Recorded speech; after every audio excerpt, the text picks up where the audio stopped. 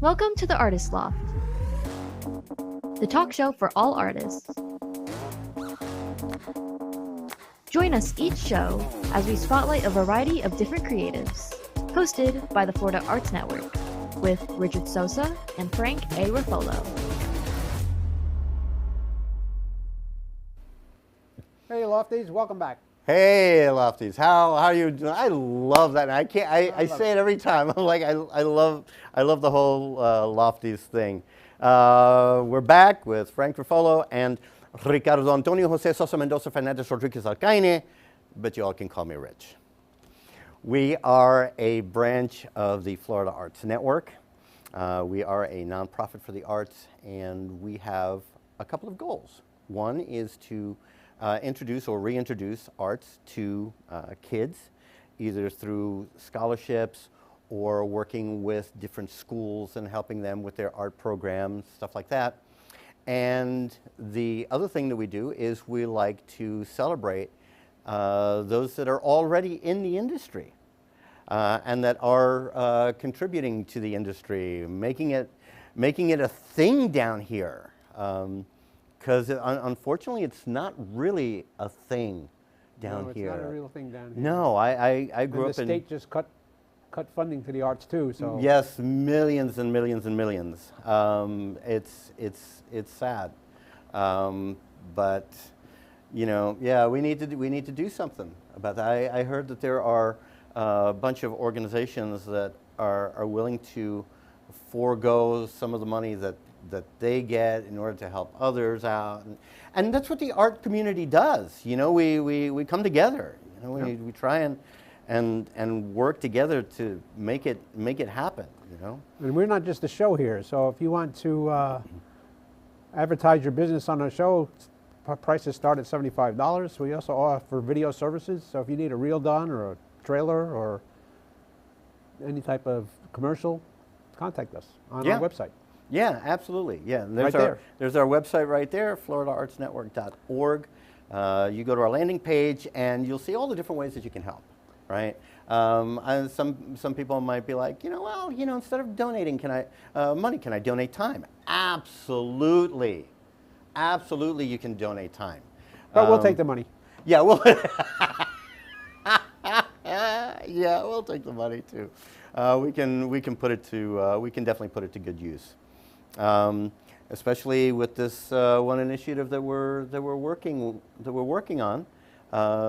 We like to partner with other organizations, and we are looking into partnering with an organization that works with kids and teens that have been rescued from human trafficking.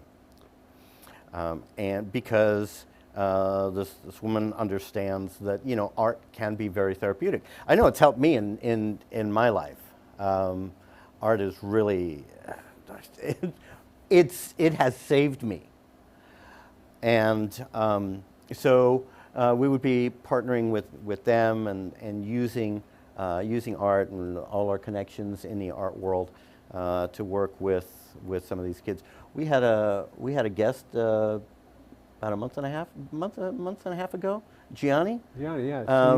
Who shared with us how she used dance as her therapy, learning the Argentine tango, I believe she said.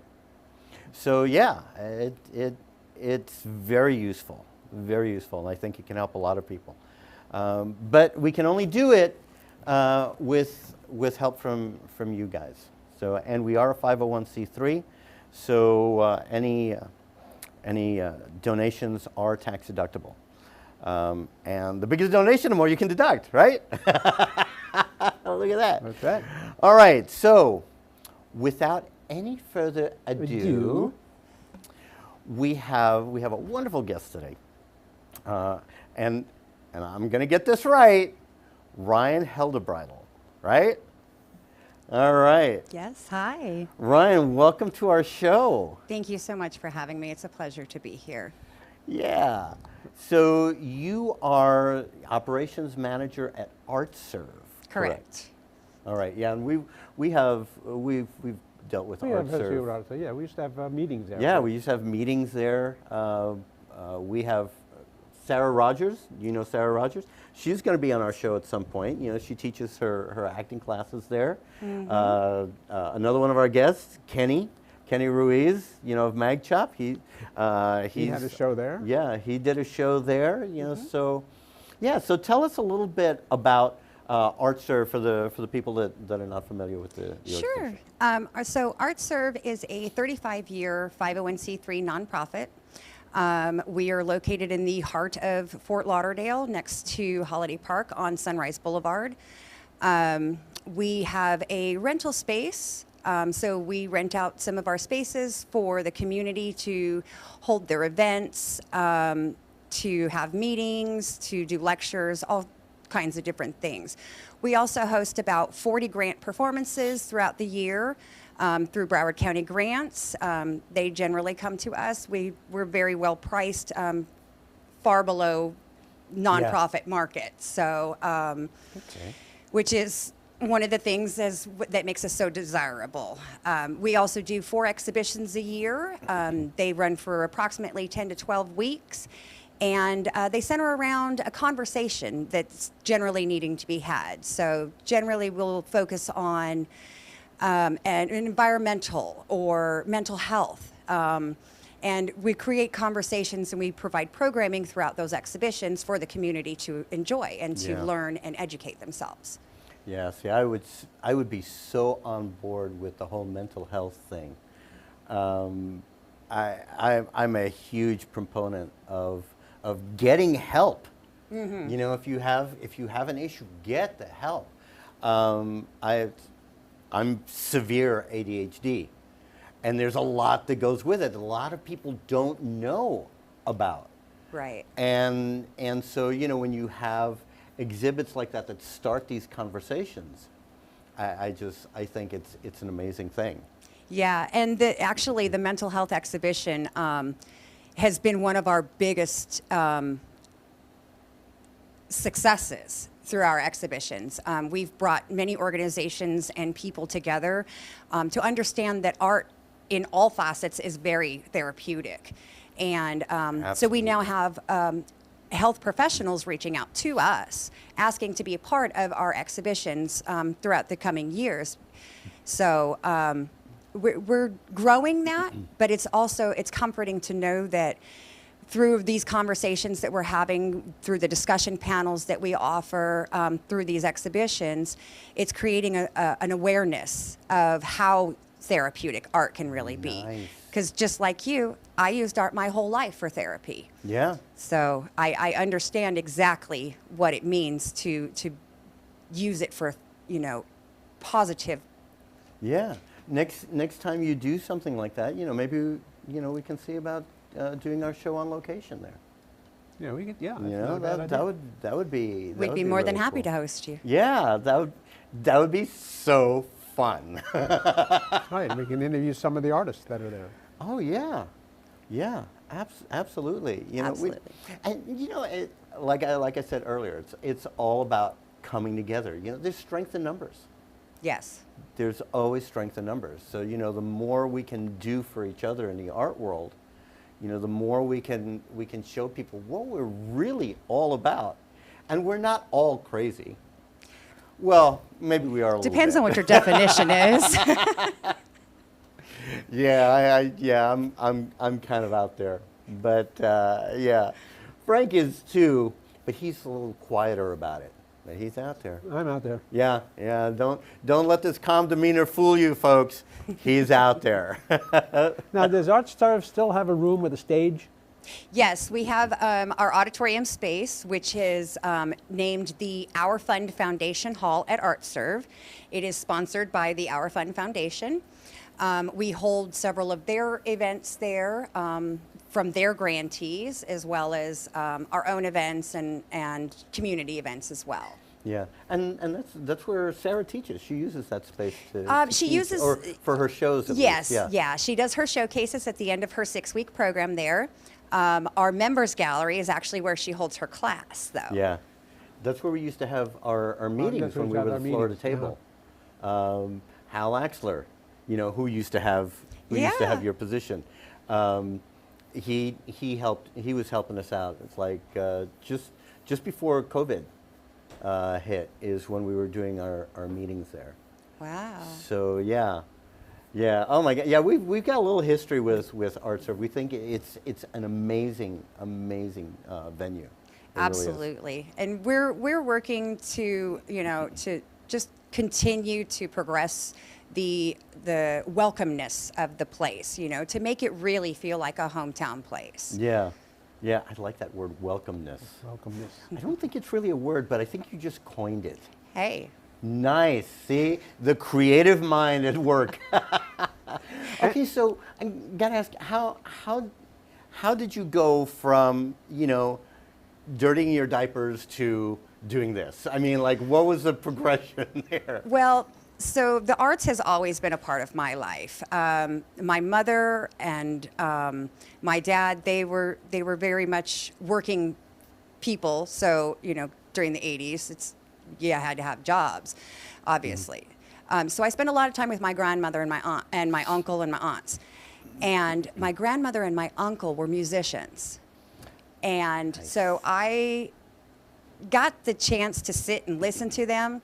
And I started around 4 years old mimicking the sounds that they were making on their instruments, on the instruments that they were using. So my uncle would play a few guitar notes or maybe a chord, and I would hear it and replay the sound. And from there, it just took off, and I ended up writing music and performing professionally and singing. Yes, Yes, 'cause you I are am a singer. singer-songwriter. I haven't done it professionally in a long time because I do use it for my own therapy. Yeah. So. But I've been in all types of the arts world. I'm a published writer. My first book was published when I was in 6th grade. It was a book of short stories. I've been in art Nice. museums in high school and plays, theater, all kinds of different things. I do dance. I actually have performed at Art Serve with one of our Have you dance teachers really? during That's our annual gala. Awesome. Yeah. That is awesome. Yeah, I was into dance when I was younger. I was thinking about going into it professionally at one point. It is a fantastic thing to be in, even Yeah. if it's just for the exercise. Oh my it's gosh. Wonderful. Let me tell you, it's crazy because I studied martial arts, got my black belt in Taekwondo and everything else, but I was in better shape when I was doing dance than when I was doing martial arts. How crazy is that? I mean, because in dance you use muscles that you didn't even know you had. Correct. Oh my gosh. I think standing on the toes a little bit kind of involves muscles you didn't realize were there. Yeah, your core, your calves start to burn after a while, and so yeah. That's amazing. That's amazing. And you said you did it professionally for a while. Not professional dance, but I did But singing. music professionally. Yes, I Okay. used to when I grew up in Arizona. I was born in Nevada, Las Vegas Okay. to be exact. Grew up in Arizona. Met a few gentlemen in Arizona who asked me to be part of their band. I was a bartender at the time. I was 19 years old, and I accepted, and I became their co-singer. And we did a few shows in Vegas, and we did a few shows around northern Arizona. And my co-singer is actually still headlining in Vegas. So That's Wow. crazy. Yeah. You know, and it's amazing how stuff like that happens. You know, right place at the right Right time. time. You look at Harrison Ford.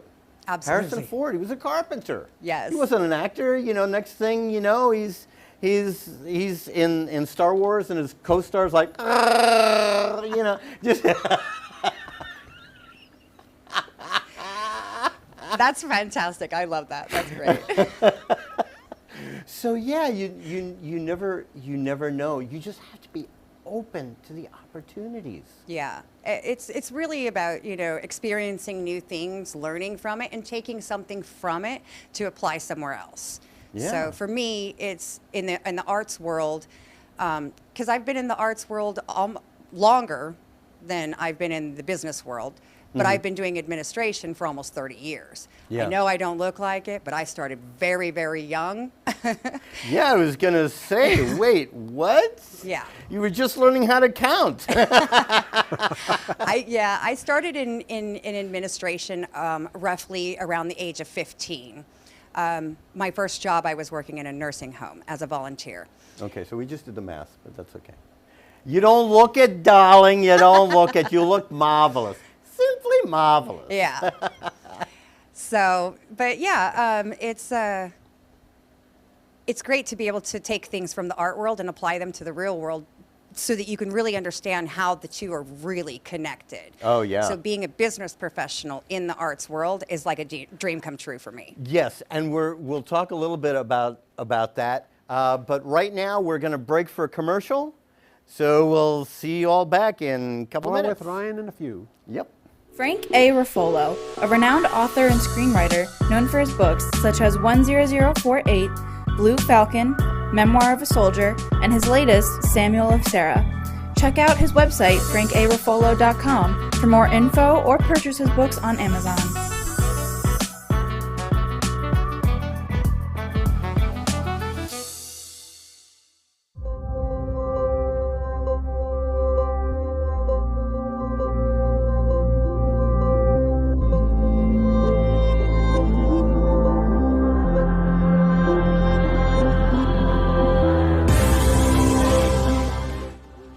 Hey, what's up, everybody? This is Agent Romante, but most of you know me as Esteban Julio Ricardo Montoya de Rosa Ramirez from The Sweet Life of Zach and Cody.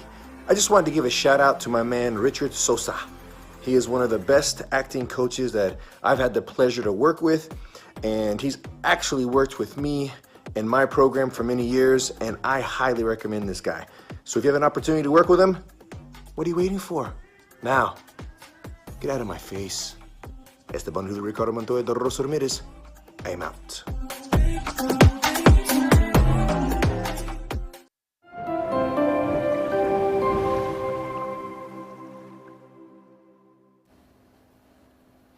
Hey guys, And we're back. We're back.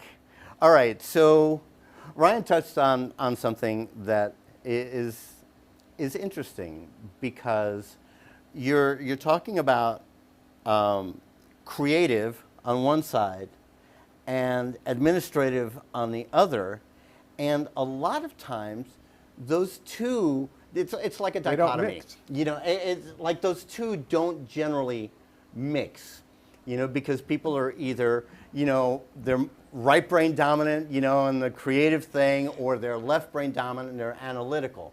So I'm guessing you're like me. You're 50-50? Yes. Yeah, I'm what they call a whole brainer. Yes, me too. So yes, okay. Yes. So it's the only way, folks. Because if you've got a creative person, they generally know nothing about business. It doesn't click. And if you're that left brain dominant person, you know, the business thing, and you throw them into the art world, they're like, huh? What? How can you? How did you get from point A to point B? Right? They don't get it because they're used to linear thinking as opposed to circular thinking. In our case, we do both. Right. Yes. And sometimes it just continues. Yes, yes. And an endless loop. Yeah, Yes. and I'm guessing that you're one of those people that when you go to bed at night, your brain wakes up. This is why I'm running off of like 4 hours of sleep any given day. Yes. In yes. a very heavy week, yeah. That's me. I got like 3 hours sleep last night, if I'm lucky. Yeah. Yeah, that seems to be a pattern for me, and that's not good for us because we have to take care of our bodies too. Correct. We do. We have to take care of our bodies. Yes. So. And that's where dance comes in. Yes. It exercises the body and the mind. Yeah. Yeah. I like to hit the gym. You know, the gym gets me tired. It helps me focus. Because you know, if I've got, you know, like 100 and some odd pounds, you know, over my head, the last thing I need is to like, oh yeah, well. They don't call it a skull crusher for nothing, right? Right. So how long have you been affiliated with ArtServe? So I have been with ArtServe for 5 years now. I started in October of 2019 on the outside events team. I worked doing the Hallandale events. We used to go down and do movies under the stars for the residents of Hallandale. It was free to them. And so being involved with that, I got involved with other artists who introduced me to ArtServe as the facility. And then I was hired on the night staff. And 4 months later, approximately, COVID happened, and the administrator who was there decided that it was her time to retire, which she was looking forward to anyway. Yeah. And it was a perfect transition for her to advance someone else. So she recommended me with my history of administration and my background in the arts world. So I took over and took off. Yeah, that's Right place at the right time. Right place at the Yes. right time. It's like I tell all my acting students, you have to be like water. You know, life will throw rocks in your path and stuff like this, and you just find a way around it. You know, look for those opportunities, those different channels. You know, where Yes. you can thrive. Approximately how many artists are connected with ArtServe? Do you know? So right now, we have a vast artist database. We are focusing on Broward County. So we work with about 350 Broward County artists. However, we Just Broward have, County.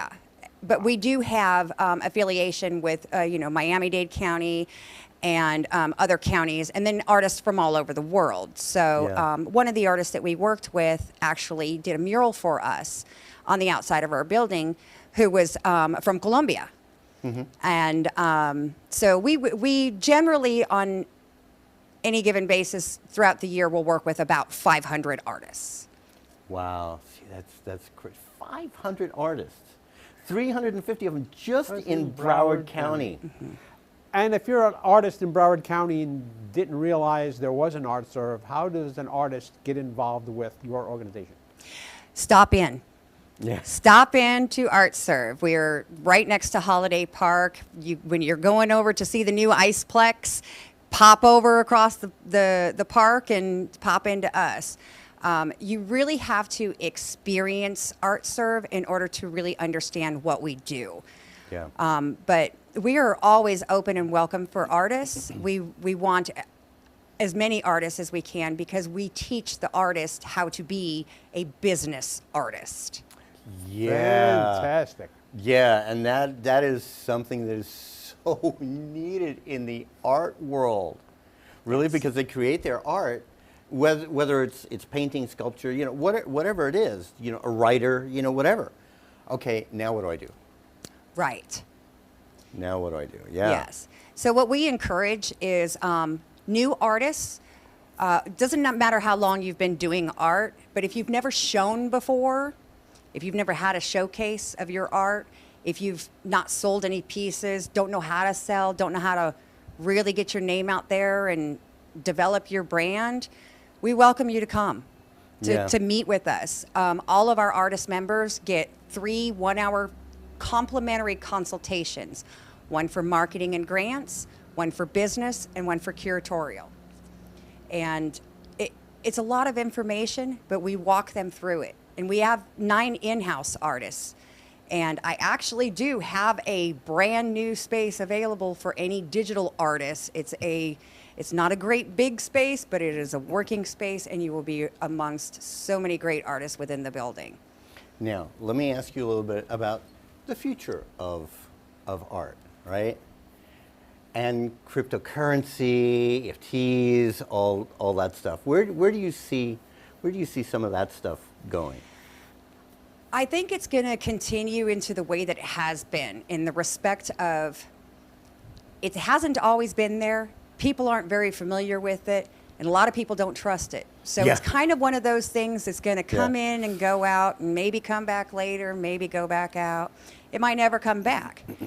But art, as in the physical sense of art, performance arts, being able to go to a show, to be able to buy a canvas with, that somebody has created such a beautiful artwork on, a sculpture, to hear a song, that's something that can never be taken away. So that will always prevail. Yeah. How do you think AI is going to affect art? I think it's going to make it challenging for some artists. AI has so many different abilities and so many people rely on it. However, it's flawed. It's created by us. Yeah. So it's only going to be as good as we tell it to be. And until it can create itself and learn itself, which there are advancements happening. And that can get really scary Absolutely. if you think, Absolutely. if you think about it. But as far as the artist itself and AI coming into that, I found that a lot of artists are finding different ways to use it to enhance their artwork, which is what should be happening. Yeah. Now, I went to this crypto convention a couple of years ago, and I saw a demonstration where it was a singer and guitarist, right? They were recorded in 360, and you put these glasses on, right? Like, you know, when you do the whole virtual reality thing, and you could see them perform, and you could log in at any time, see their show and everything else.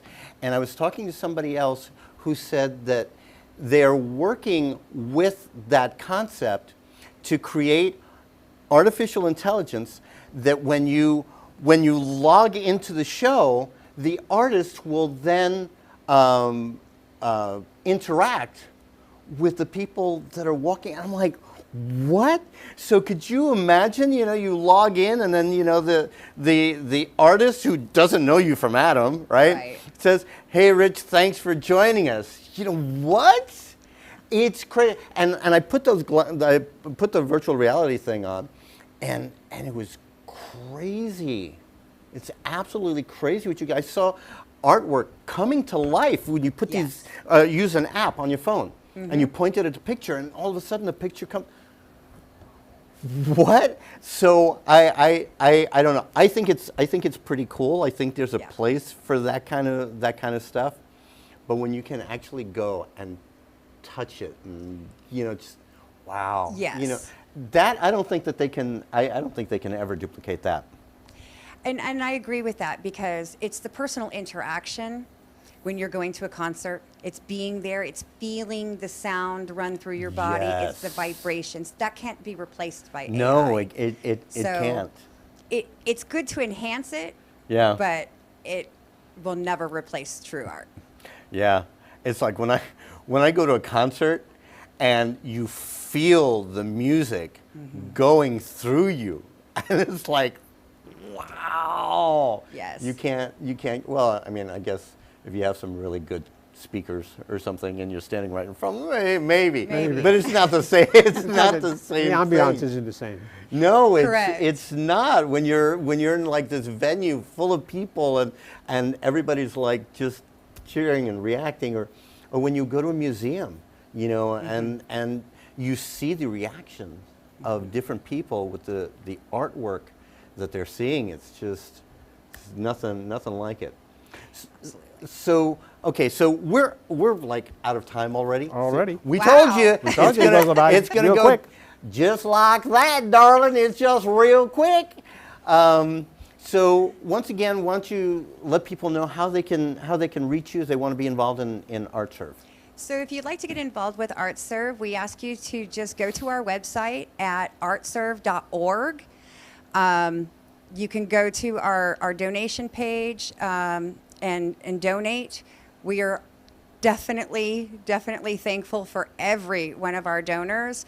It is because of our donors and the supporters that we are able to help grow and flourish the arts community. Yeah. Otherwise, stop in. We have a brand new exhibition that we just opened up last Friday. It's called Ready Made, and it is featuring 10 to 12 artists in the area with unusual arts. So it's not paintings on the wall for the most part. Okay. It is sculptures. It's handmade, handcrafted arts. So it's a very different kind of walkthrough, and it's amazing. It is absolutely amazing. Yeah, we'll have to see if we can check that out. Well, Rion, thank you so much for being on the show. This was really informative. Thank you It was a for lot being of a fun. great guest. Thank you. Yeah, it's been a blast. Yeah, and I have so much fun with this show. It's a good It's show. crazy. All right. Well, everybody, we want to thank you for joining us. for another episode of the Artist Loft. You can catch all of our episodes. Just go to our website, go to the tab that says the Artist Loft. There's a button there that'll take you to our YouTube channel, and you can watch every single one of our episodes there. You can comment, you can subscribe. You can We're do also on all that good Facebook on stuff. the Artist Loft, and you can catch it there also. Yep. All right. So we will see everybody in 2 weeks. Thank you for watching the Artist Loft. Make sure to tune in next time for another great show. A show that was produced by Ant Media Productions and hosted by the Florida Arts Network with your hosts Richard Sosa and Frank A. Ruffolo.